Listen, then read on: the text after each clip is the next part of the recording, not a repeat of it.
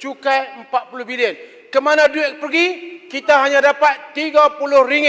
Tetapi kerajaan Muhyiddin, kerajaan Pagoh, melalui Pagoh telah berjaya memulihkan ekonomi seperti yang ada sekarang. Tuan Yang Dalam di-Pertua. sekarang ni, Yang Berhormat, faktanya ialah dalam Asia sekarang, pasaran market Malaysia nombor 2 dalam Asia. Yang terbaik di antara yang terbaik. Dulu nilai pasaran 1 bilion satu hari. Sekarang 9 bilion. Menunjukkan kejayaan kerajaan PN. Tetapi kerajaan PH gagal, terutamanya bila dinasihatkan oleh Menteri Kewangan. Yang di belakangnya ialah Yang Berhormat ni, sisa politik. Terima kasih, Haram. Point of Saya, order. Silakan. Point of order. Point of order apa? Ni. Oh, 36.2. saya. Yang Berhormat Aral telah pun mengeluarkan beberapa tuduhan ke atas saya dan juga kerajaan lalu dengan fakta-fakta yang palsu dan langsung tidak berasas. Dan saya minta supaya Yang Berhormat Aral menarik balik fakta-fakta tersebut yang tidak betul supaya tidak mengelirukan Dewan di sini. Yang Berhormat Damansara. Oleh kerana Tuan Yang di-Pertua, Saya. oleh kerana masa banyak diambil, saya ingin meneruskan ucapan saya. Belum. Point of order, Speaker kena buat keputusan dulu. Ya. Yang Berhormat Damansara, peraturan berapa tadi? 36.2. 36.2. Oh, 36.2 Yang Berhormat. Baca buku 36.2 tidak ada kena mengena lah. Tidak ada Yang Berhormat, baca buku. Baca buku. 36.2 tu ketua tak ada Mana kena boleh mengena macam ni? pun. Yang Berhormat gagal membawa peraturan 36.12. Tak boleh. Yang Berhormat, dia dah bawa yang pertama gagal kerana dia tak baca buku. Teruskan perbahasan. Ini menunjukkan Yang Berhormat Alright. gagal. Ganggu masa. Ni, nak memahami peraturan parlimen pun tak tahu. Ini Sila. Bari. inilah teladan Baiklah. backbencher Baiklah. Perikatan Nasional. Jangan Baiklah. mengelirukan Dewan. Arau, jangan Arau. mengelirukan Standard Dewan. kita tinggi bukan standard macam memangkit. Biar saya lihat 36.12 Yang Berhormat. Dia sebut 36.2. Mengelirukan Lepas tu dia tukar 12 setelah pergi tanya orang di belakang. What is this? Yang mana satu? Yang mana ni nak buku? Nak saya bagi pinjam buku. Pasal dia pun tidak faham itu undang-undang itu standing order dia tak faham. Yang Berhormat Arau tadi Ya, awak tak faham standing Yang order. Arau. Tapi masuk 36.2. Saya terbingung. Apa itu 36.2? Yang Arau. 36.2 12 okey lah. Arau masa rumpin habis sudah. saya Yang Berhormat Arau tadi telah mengatakan beberapa fakta nombor-nombor mengenai penjualan aset dan sebagainya. Saya sebenarnya tidak boleh rule sama ada ia mengelirukan kecuali kalau saya ada nombor-nombor tersebut pada saya lah. Selain daripada Saya kena check nombor-nombor, selain daripada angka-angka yang tidak tepat Ya. dan fakta-fakta yang tidak betul, beliau juga berkata bahawa saya yang menyebabkan kerajaan dulu menjual aset-aset tersebut. So dia membuat tuduhan secara langsung terhadap saya. Betul tak? Ya Muhammad, Kalau Datuk kepada Speaker, kepala Muhammad, kepada Datuk Yang Speaker, Berhormat, peraturan masyarakat Yang di Berhormat. bawah Saya- 36.6. Ya. Arau. Saya mengeluarkan Anzal. Arau. Kuala Kerau. Ya, Mak. Ya. Yang Berhormat Datuk Speaker, saya suka nak menarik perhatian Yang Berhormat Datuk Speaker pada peraturan 36/12.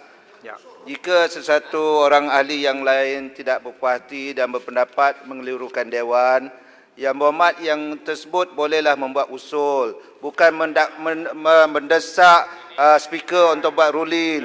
Buat usul dalam Dewan. Mana dia Yang berani Berhormat. buat usul? Sebab Nanti dia itu kena Yang Berhormat, sendiri. baca Yang Berhormat, baca peraturan masyarakat Yang Berhormat. Okey, sila duduk. Siap. Menteri tunggu Sila duduk. giliran untuk Terima kasih semua.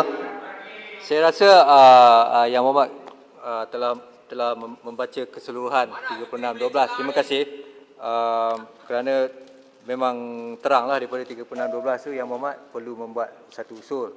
So malahan saya pun tidak mempunyai angka-angka yang disebut tu. Saya pun tidak tahu sama ada yang mengelirukan. Saya rasa beginilah, biar saya lihat hansatnya dulu apa yang diperkatakan, kemudian saya akan membuat keputusan mengenainya. Boleh Yang Berhormat? Ya, terima kasih.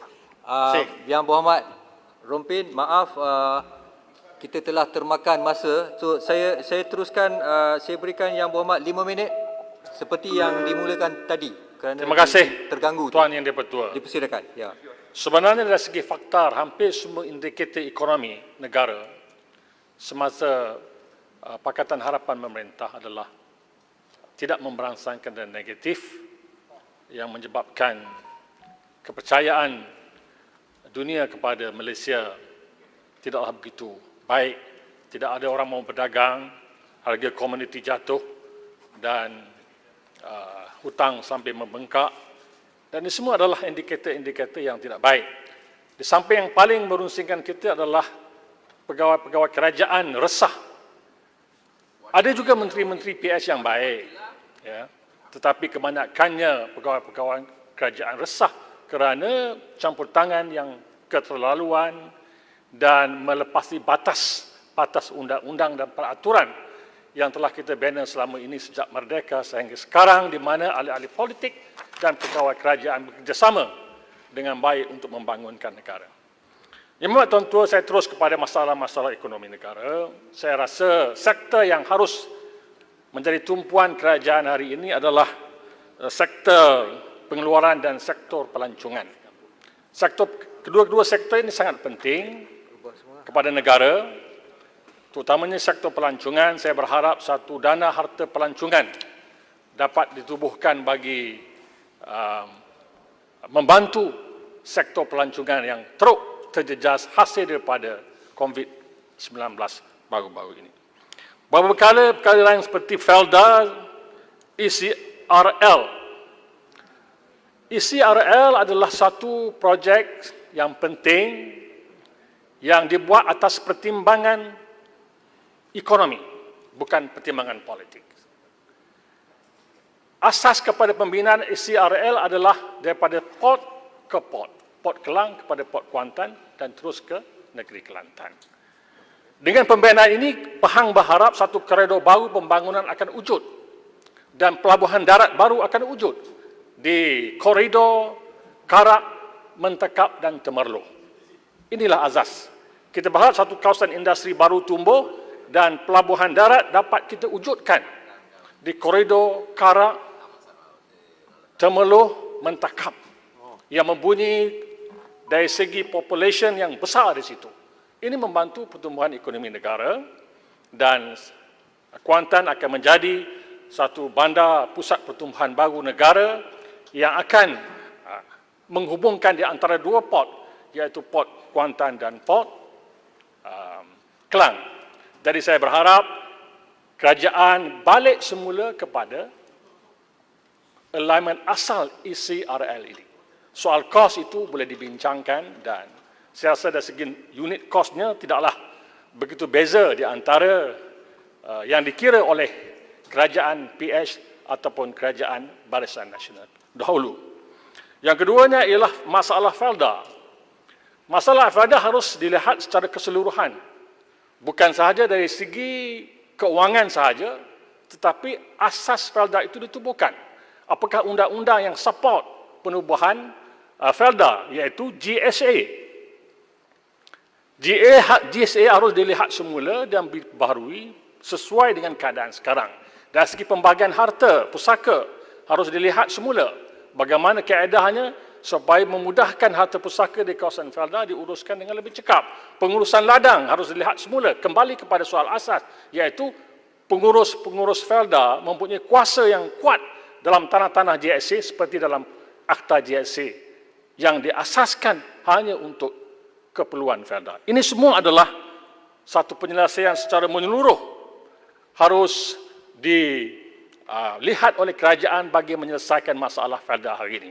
Tuan Yang Dipertua, akhirnya pergi kawasan saya ingin mendapat jawapan daripada Menteri Pengangkutan berhubung dengan lapangan terbang Pulau Tioman. Adakah kerajaan berhasrat untuk meneruskan projek ini atau tidak? Dan saya rasa Pulau Tioman memerlukan satu lapangan terbang yang bagus demi pelancong-pelancong dalam musim tengkujuh, musim bulan 10, bulan 11 dan bulan 12. Jika lapangan terbang ada, pelancong-pelancong boleh pergi ke Pulau Tioman. Begitu juga dengan beberapa jeti di Pulau Tioman yang telah ditender oleh Kerajaan Barisan Nasional dahulu, ya, jeti Kampung Tekik, Kampung Salang, Kampung Genting telah ditender oleh kerajaan dulu, tetapi bila Barisan Nasional kalah semua dipotong. Sedangkan ini adalah projek yang sangat penting dari segi pelancongan. Inilah yang saya katakan awal tadi bahawa tugas utama Menteri Keuangan ketika itu memotong semua projek dan audit Menteri Keuangan. Sedangkan bila dipotong semua projek-projek pertumbuhan, menjejaskan pertumbuhan ekonomi negara dan asyik baik mereka hanya memerintah 22 bulan. Kalaulah PS memerintah masa COVID-19 ini, saya tidak gambarkan bagaimana pendekatan yang mereka nak buat bagi mengatasi masalah. Oleh kerana dia gambarkan sebelum ini kerajaan berhutang, kerajaan tak ada duit, sebagainya. Ini akan melemahkan usaha-usaha untuk memulih ekonomi negara. Akhirnya Yang Berhormat Tuan Yang Bertua, saya minta kerajaan menggantung pengurusan tertinggi tabung haji sehinggalah satu penyelesaian yang muktamad dapat dilihat siapa yang benar, siapa yang salah, kerana tabung haji adalah penting kepada umat Islam dalam negara kita ini, sehingga satu audit dan saya mohon satu taklimat diberikan kepada ahli-ahli yang berhormat berhubung dengan kedudukan semasa tabung haji. Silakan. Selamat. Apakah kerajaan bercadang untuk menubuhkan RCI untuk menyiasat Menteri Keuangan dan juga setiausaha politik yang gagal untuk menguruskan negara sampai ke peringkat yang cukup teruk? Sebagai contoh, pasaran saham pada masa tersebut hanya bernilai lebih kurang 1 bilion ke 2 bilion sehari. Tetapi hari ini telah menaik sampai 9 bilion. Kenapa perbezaan yang beberapa bulan yang diuruskan oleh kerajaan yang berbeza, tiba-tiba berlaku perbezaan yang luar biasa? Adakah kita ingin menyiasat kenapa perkara ini berlaku dan kenapa rakyat tidak dapat manfaat daripada hutang dan juga pengambilan duit Petronas daripada kerajaan yang lepas? Ramai yang sedang menunggu untuk berbahas dan ini sudah banyak kali kita dengar. Ringkaskan Terima kasih Tuan Yang Di-Pertua. Tuan Speaker, atas isu peraturan, Tuan Speaker di sebelah sini, saya baru masuk dalam Dewan, tidak mahu mengganggu perbahasan, tapi jangan benarkan arau untuk meracau, membuat kenyataan-kenyataan terhadap mantan Saya tidak mempunyai kuasa. Saya speaker. Saya bukan speaker. Isu peraturan. Saya bukan speaker. Yang Berhormat Rompin, sila ringkaskan. Terima kasih Yang Tuan. Jadi seperti saya katakan tadi, Ramai lagi ya. kepada umat Islam dalam negara kita ini, percayalah, yakin bahawa tabung haji dalam keadaan di bawah kawalan kerajaan. Akta tabung haji digubal sedemikian rupa di mana dia bukan di bawah Bafia, bukan di bawah Bafia, tabung haji di bawah undang-undangnya tersendiri, di mana kuasa-kuasa terletak kepada menteri dan parlimen ini sendiri yang menggubal undang-undang itu. Dan saya minta pengurusan tertinggi tabung haji digantung sehinggalah selesai penyiasatan yang terperinci dilakukan. Sekian, terima kasih Tuan Yang Di-Pertua. Terima kasih Yang Berhormat Rompin.